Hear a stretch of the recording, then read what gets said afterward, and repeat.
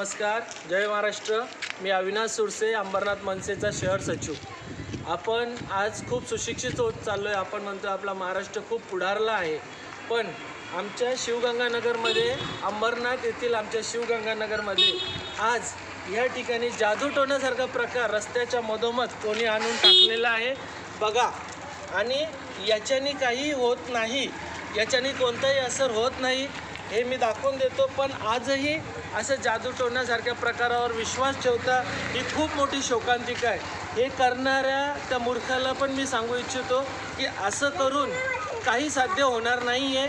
आणि मी स्वतः आता हे उचलून काही त्याच्यात खाण्याचे पदार्थ पण आहे, लिंबू दोरा सगळं आहे तिथे, लिंबू दोरा मिरची हे मी स्वतः आता नदीत टाकून देतो, कारण खाण्याचे पदार्थ असल्यामुळे.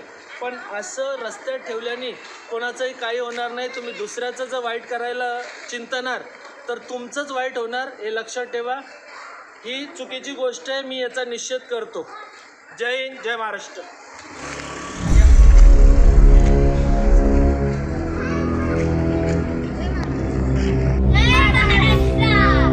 जय महाराष्ट्र.